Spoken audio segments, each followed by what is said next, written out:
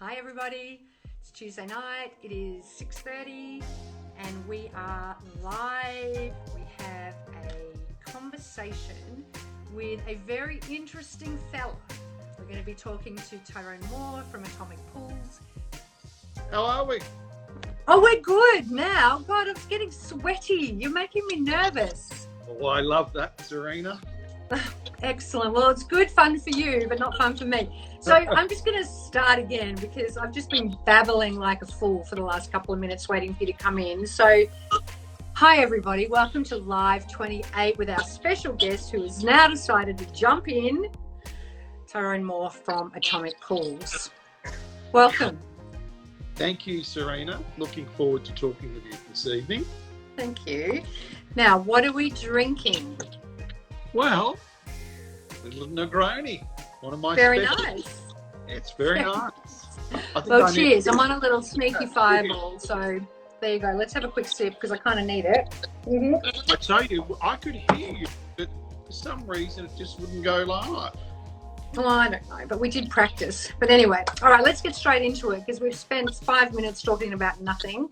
And now let's spend the next 25 minutes talking about amazing pool inspiration and information.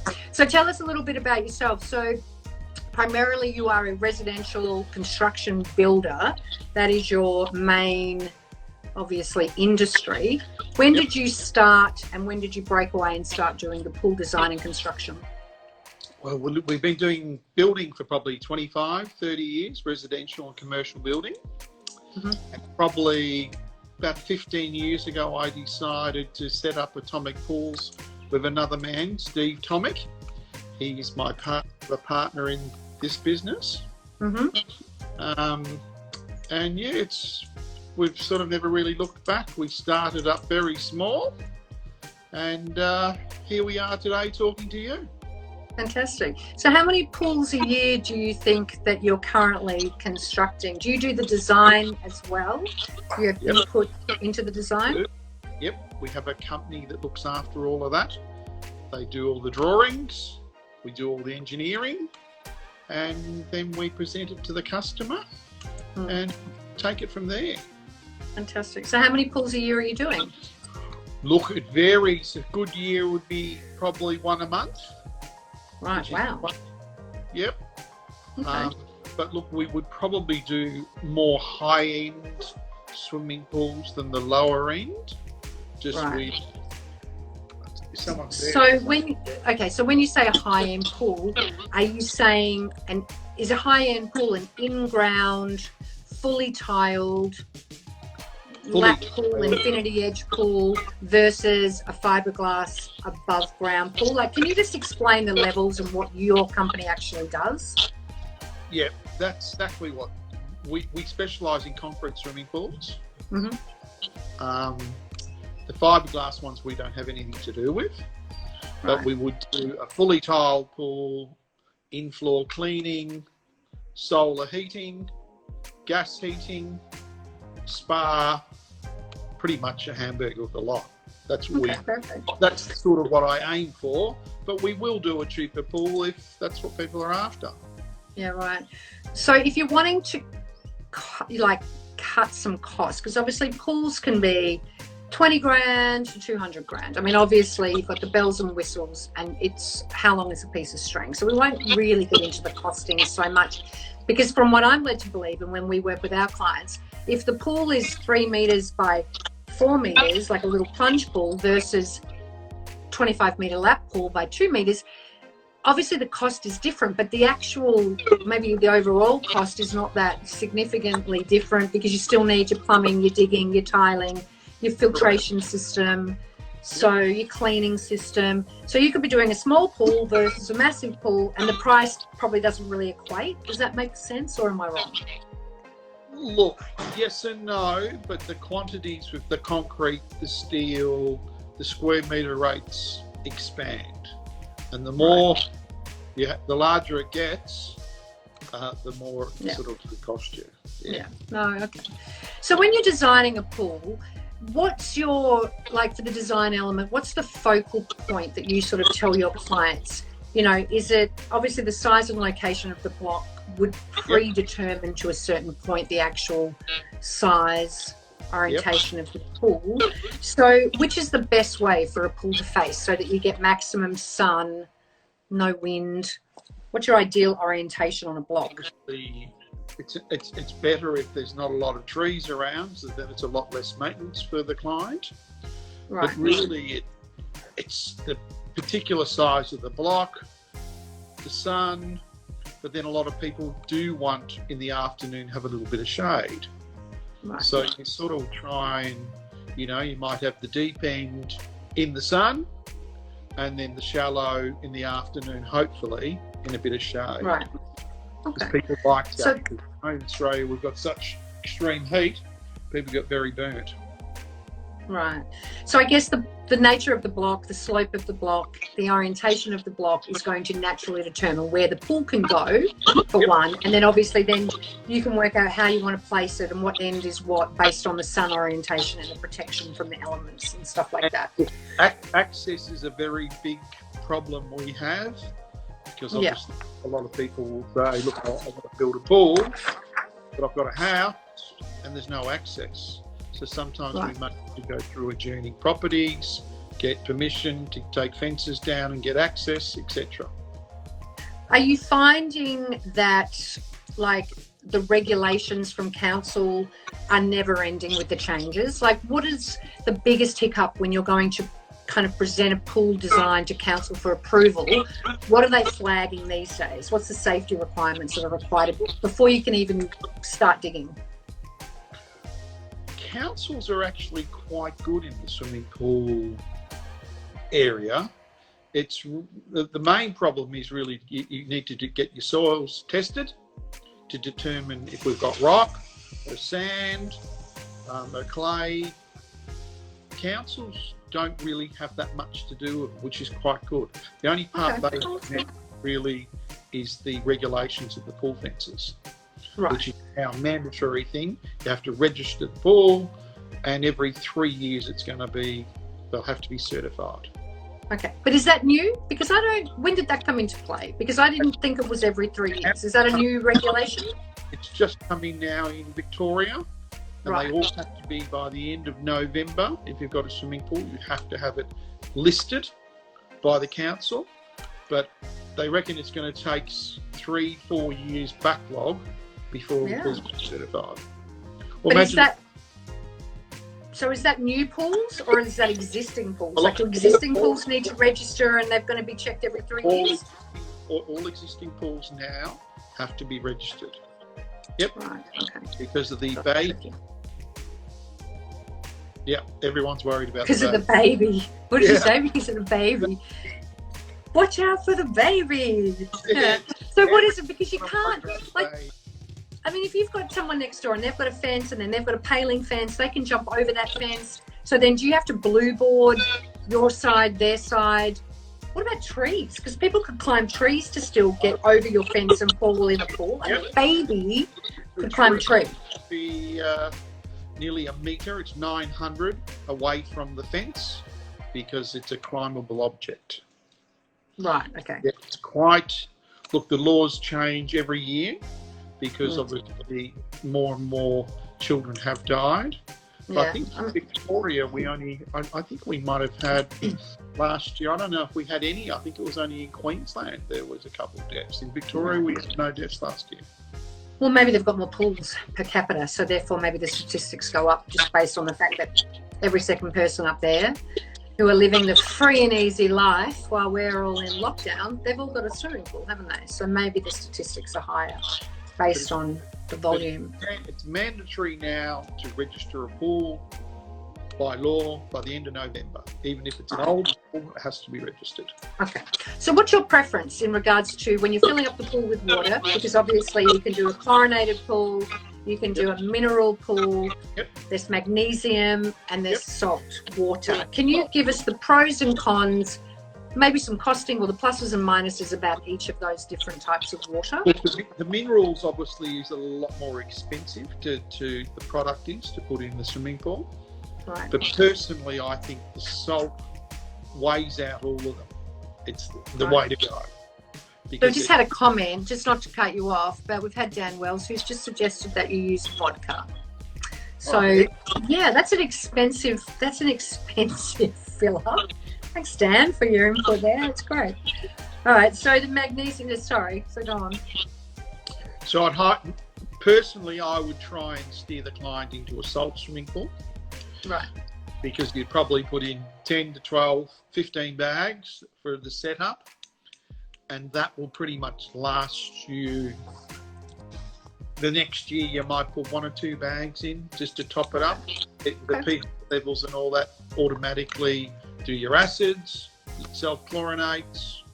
We're authorised Astral dealers, which is a company Claudia have taken over now. Okay. Their equipment, I think, is the state of the art. That's the best equipment to go with. Well, that's the thing. I mean, it's kind of a never-ending cost, isn't it? Like, you need to add so much. There's so much thought. Do you think that when you're putting a pool into your home, that it's a value add? Do you think that it adds value financially to the property, or does it add value socially to the property? I think it's a great social thing to have. I've always grown up with swimming pools at home, and I have one obviously at home myself. Yes. And it's a great social aspect around the home, and good for your children, and good exercise for you and I. Yeah. Well, I think I tend to agree with that. I think obviously it is a luxurious item. It's an expensive item. You need to have a big block to be able to, well, moderate backyard to be able to put a pool into. But I think that it's a really good place. Your kids can come and hang out. They've got somewhere to sort of entertain their friends. So it keeps them home.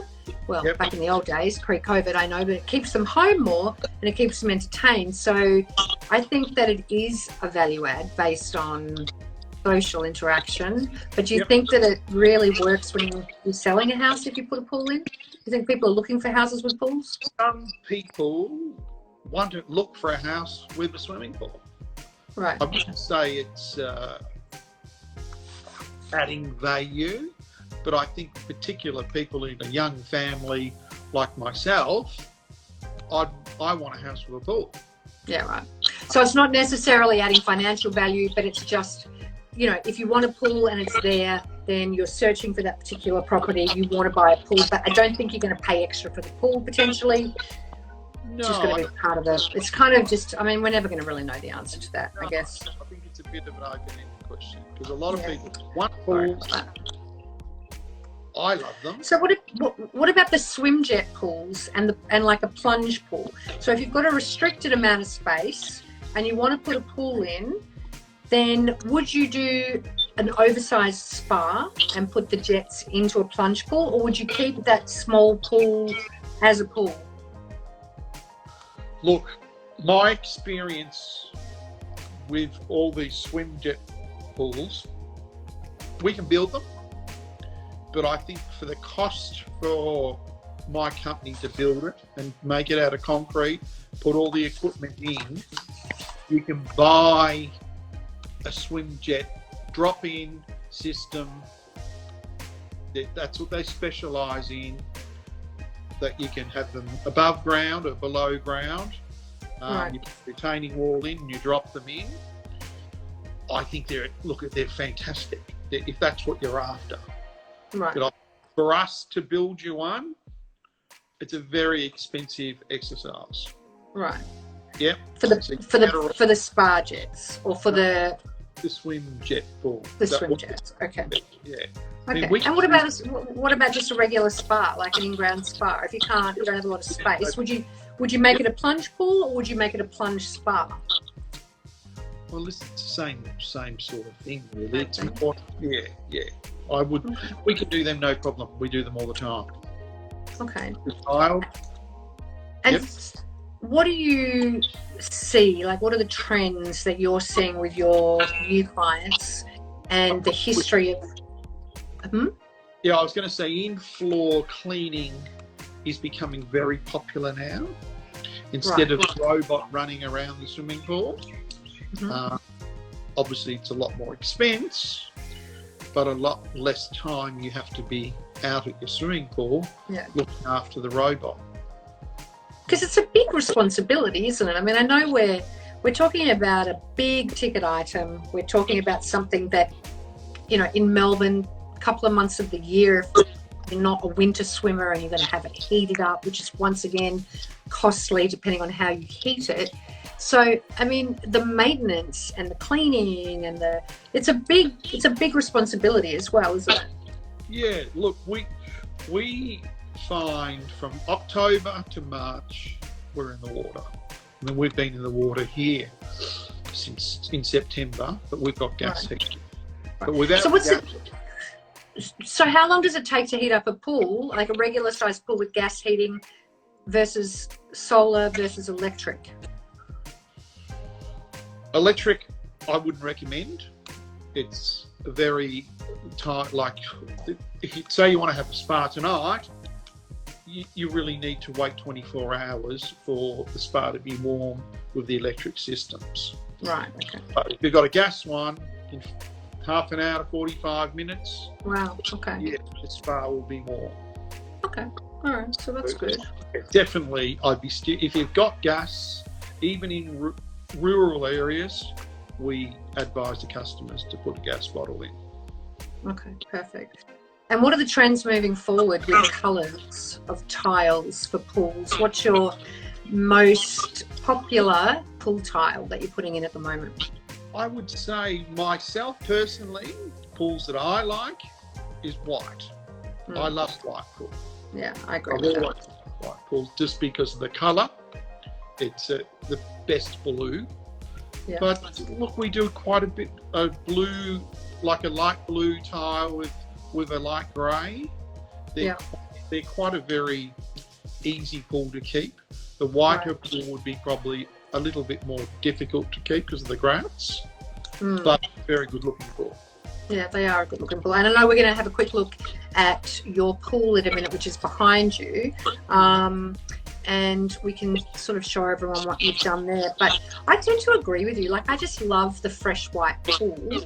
Yep. And I was thinking about it the other day. Like, if I was to put a pool in, is there a size limit on the tile size that you can put into the pool? Like, I know the most standard tiles is a Bazazza or a mosaic tile, which is a very small tile, which is very hard to install and lay because of the grout lines having to be straight. Yep.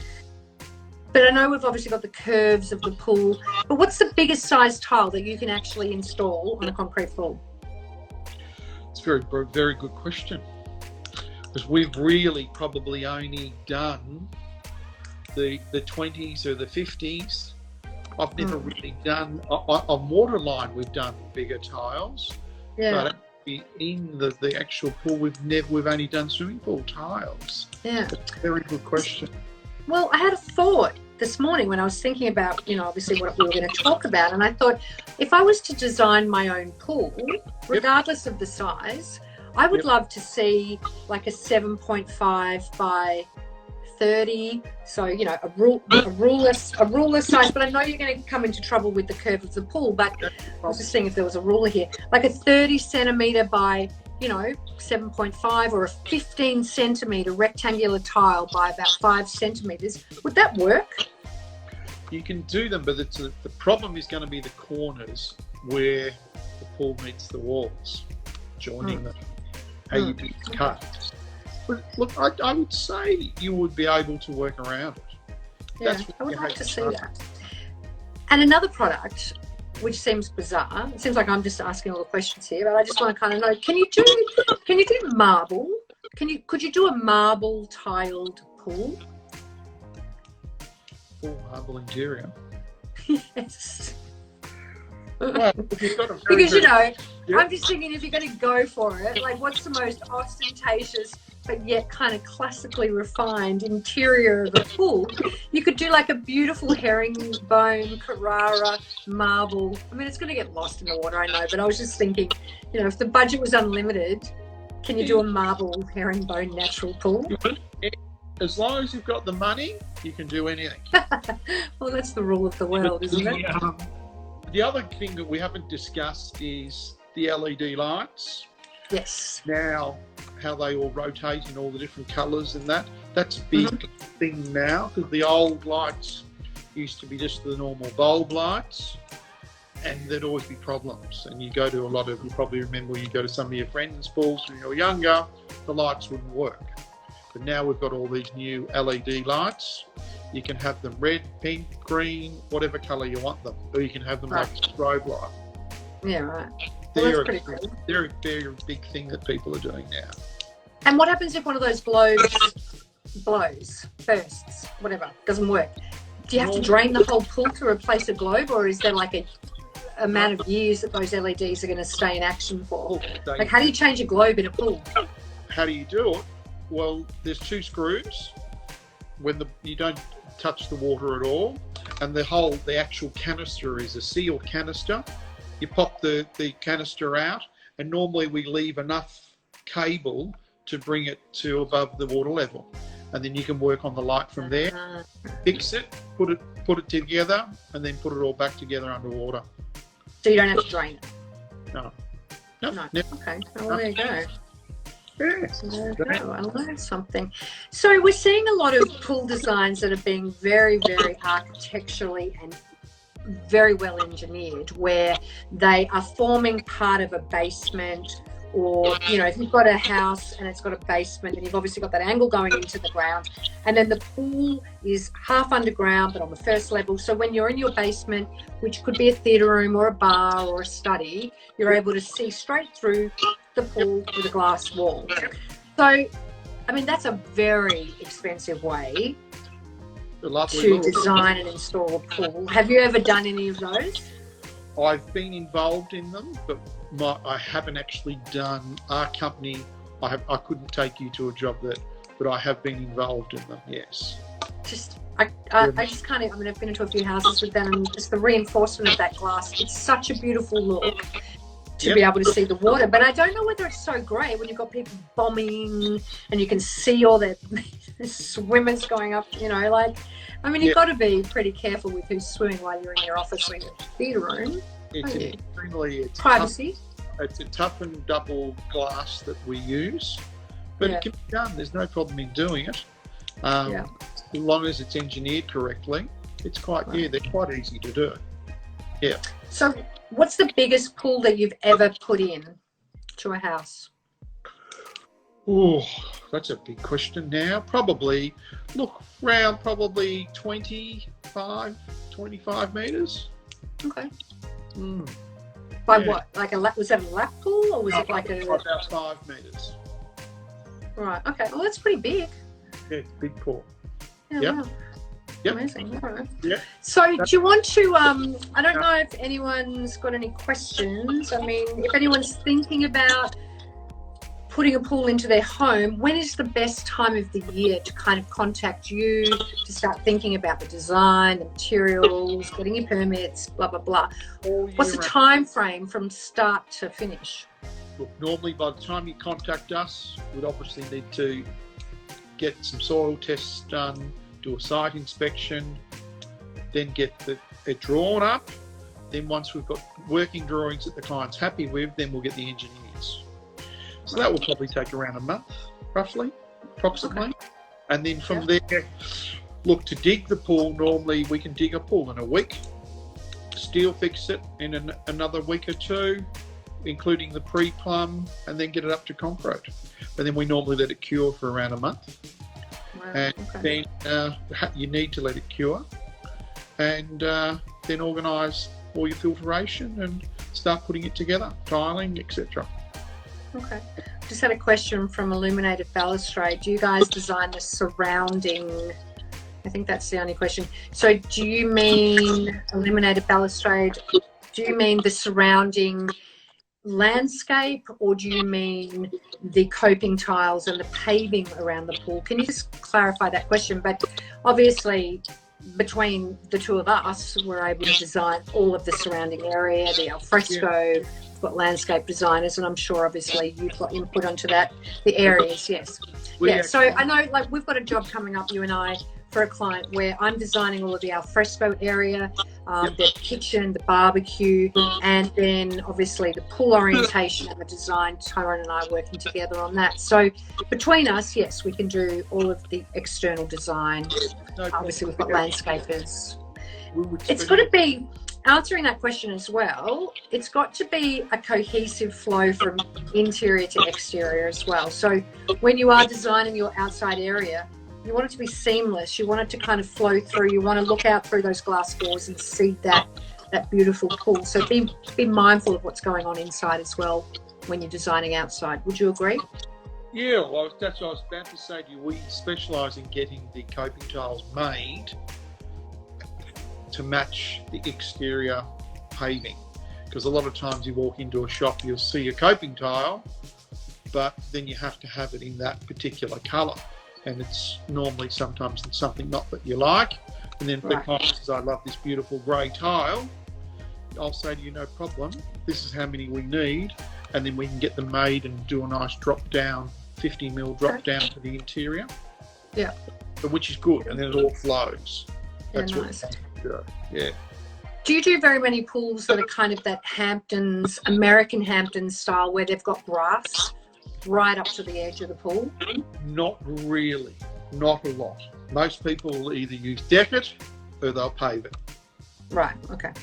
Well, and why is that? Is that just because the maintenance of the grass, it get damaged by the water and just gets slushy, or what's the reason behind having it there? Just think of kids and grass and wet. It's just a much cleaner way to do it. Yeah, I guess. We've done it, but I don't know how long the grass is going to stay nice. And just remember, like, what about in the days when we used to go down the slip and slides, you know, in the backyard, and you'd be shushing down those rubber mats with your detergent, and then you'd get all the wet grass all over your feet, and then it would traipse all the way through the house, all the way through the slip and slide. I think that's just reason enough not to put grass near a pool, is that it would kind of take me back to that. So Dan Wells, can you do infinity pools? Of course, no problem. We're actually pricing a lovely one at the moment, I am, and they want all three sides of the pool, all infinity. Wow. Yeah. So, yeah, no problem.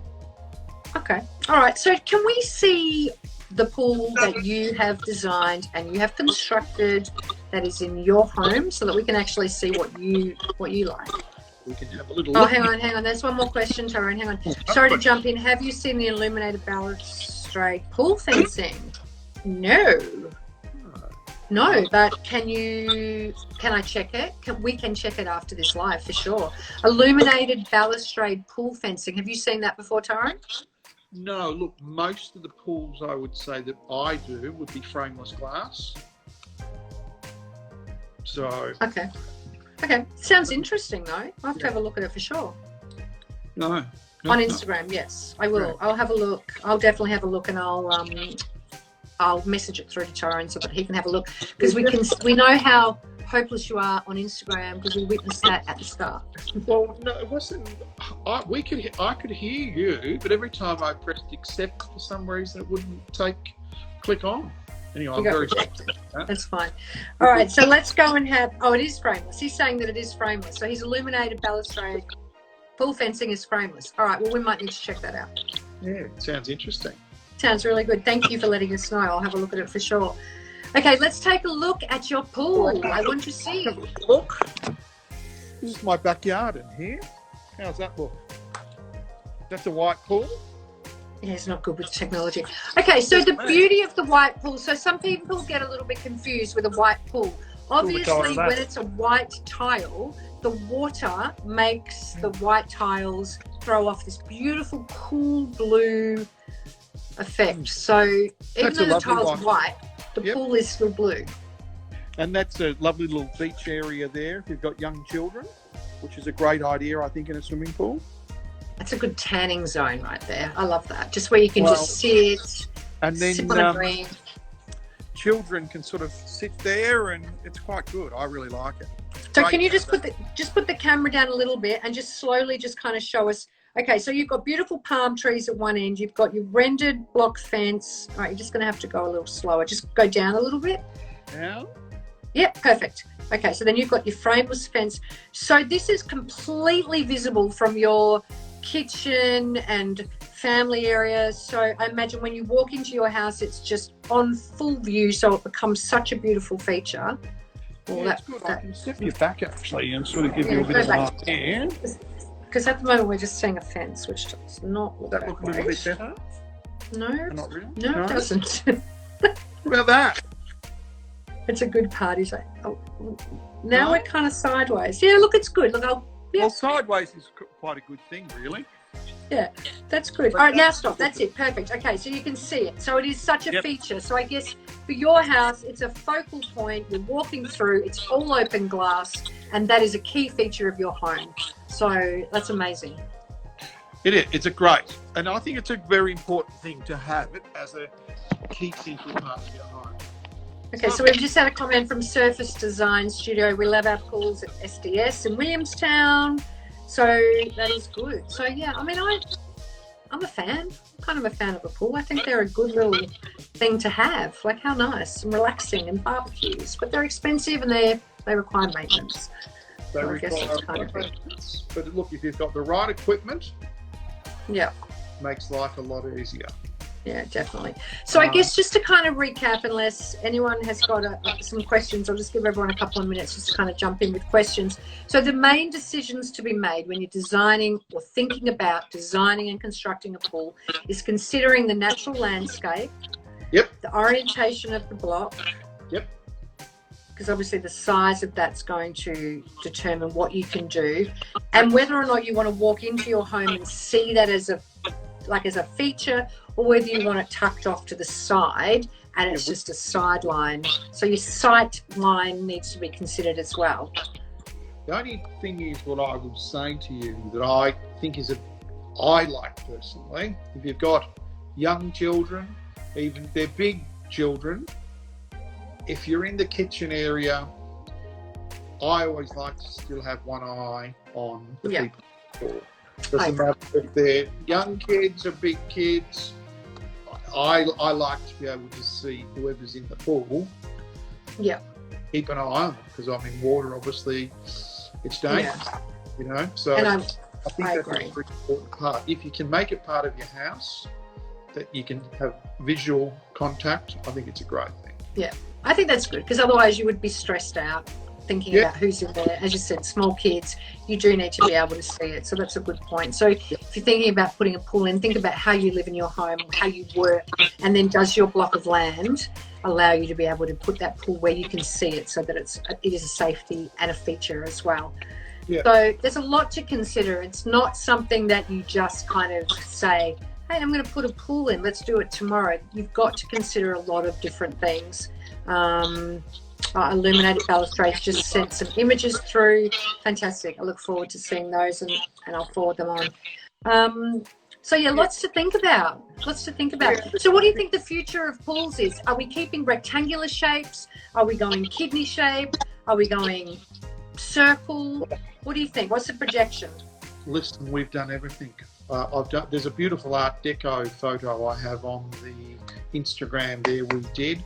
That was an Art Deco lady wanted. That was an interesting build, but as I said to you, my partner in this company, Steve Tomic, he does all the steel work. So it's great between the two of us, me being the builder and him doing all the steel work and all that, we make a very good team. So we don't outsource really any of the business. The build, the plumbing, nearly everything is all in-house. Because a lot of pool companies outsource everything. The only thing that probably really outsource is the concreting. Yeah, right. That's it. But most of it we keep in. How have you found COVID and your business in the both building? I mean, construction is still going ahead. You've got existing projects. You've got some great work on your books at the moment. So that's brilliant. In regards to the pools, have you had more inquiries during COVID because people are staying home and they're wanting more? Still plenty of people wanting to do in home at the moment. It hasn't stopped. And the problem that's good. A lot of people were not allowed into their house at the moment. Yeah. if we're ever allowed out, if Mr. Andrews decides to let us out, to go visit a residential home. You're just frozen. What? You're frozen. Oh, Who's frozen? Yeah. No, you just froze for a second. Yeah, if we're allowed out, which if we're allowed out, we should be able to get out and look at some of these proposed swimming pools, which will be great. Yeah. Fantastic. Well, I know you and I have got about 4 meetings that we're just waiting, and I know that a couple of my clients have jumped on, and they're clients for construction and for pools, and I'm seeing you come in, and they're all waiting eagerly for us to be able to start our site meetings again so that we can actually get back to work for reals. So it's all good. Surface Design Studios just asked a question. What percentage of your pools are fully tiled? Good question. I would say probably 95%. Yep, Right. pretty much.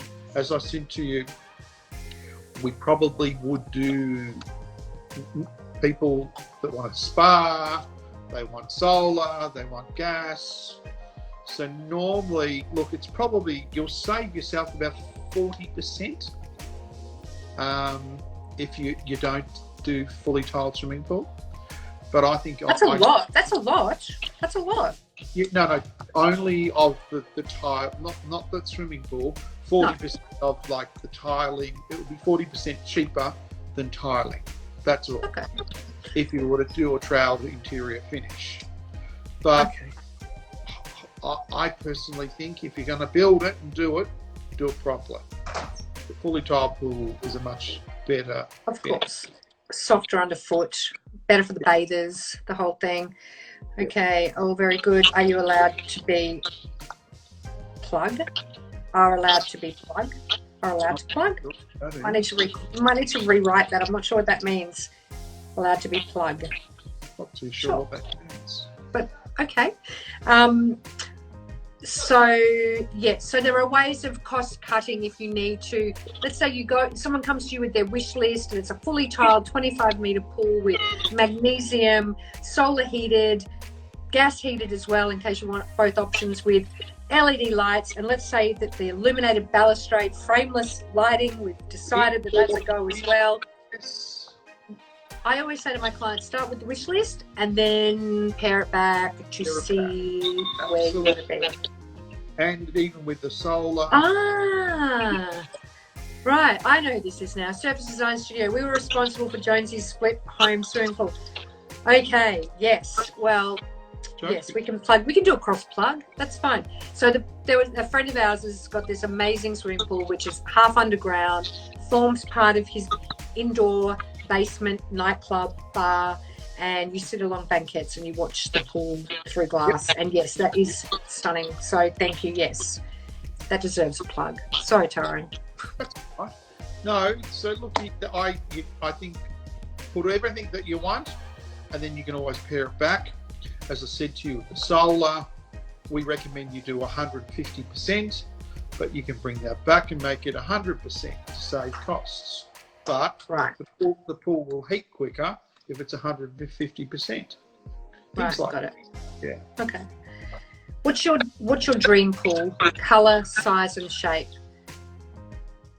I think probably a nice 8x4 is a perfect size, and with a nice 2x2 spa, 2 metre by 2 metre spa, which is connected to the swimming pool.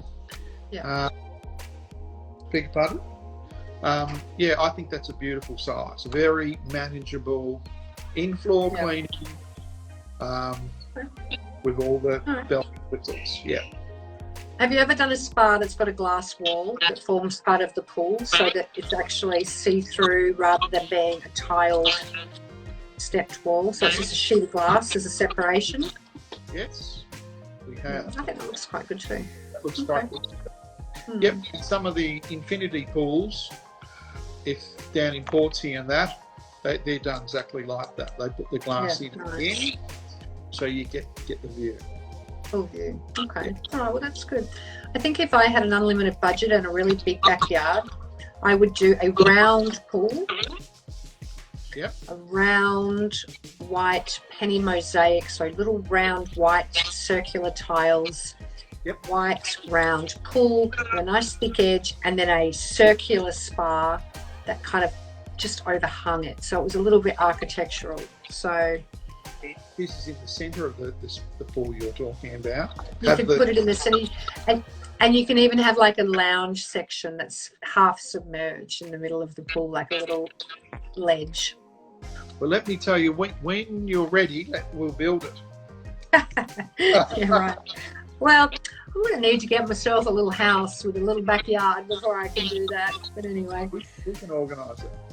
All right. Well, thank you. Has anyone else got any questions that we can answer in regards to regulations, pool types, maybe costings? I know that you don't want to talk about costings because I know that it's a piece of string, but what's the, is it like 20 grand? Is that a reasonable kind of, yeah, now I'm talking. I hope that's about the round pool. I agree.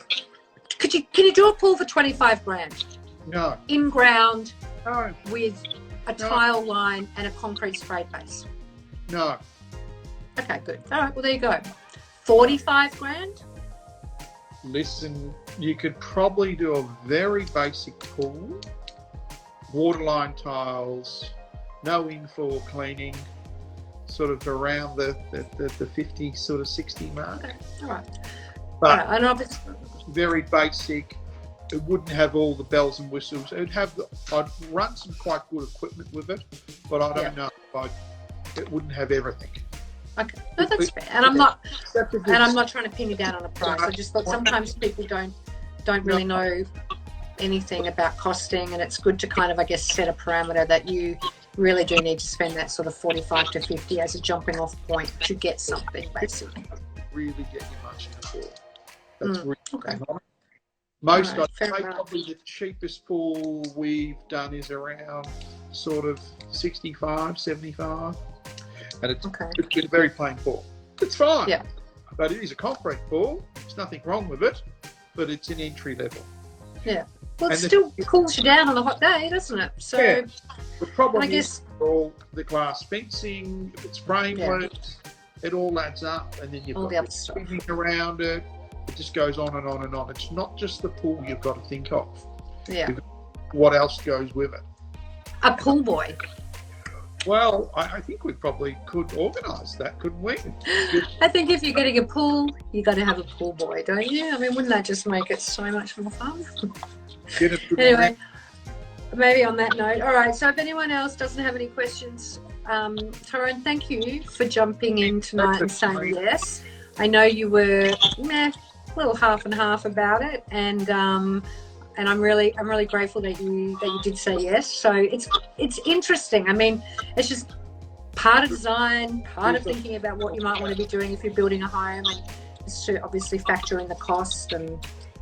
Yeah, well, listen, anyone out there, please feel free to contact you or me, and we can look at doing whatever they want.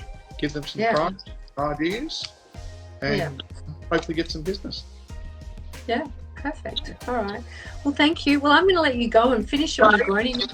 Speak to you soon. Bye. You can go and jump in your pool. All right. I'm going to finish the Negroni. Thank you. Bye-bye. Okay. Thanks, Tyrone. See Bye-bye. you. Bye-bye. All right. We'll just wait for him to go. You can just press end. There he is. He's gone. Okay. Well, thank you. Thanks, Tyrone, for jumping in. Sounds like I'm doing a pool pun. And thank you everyone for watching, and there's been some great questions, so I really appreciate it. And I appreciate you supporting the Tuesday Night Lives. As I said, Tyrone wasn't our nominated guest for this week. We had a styling session planned, but that's had to be postponed. And so he said yes. So I'm just rapt that people are saying yes and jumping in. So see you guys next week. Stay safe, stay healthy, and I hope you enjoyed tonight's live and conversation, and I'll see you soon. Alrighty, have a great week. Bye.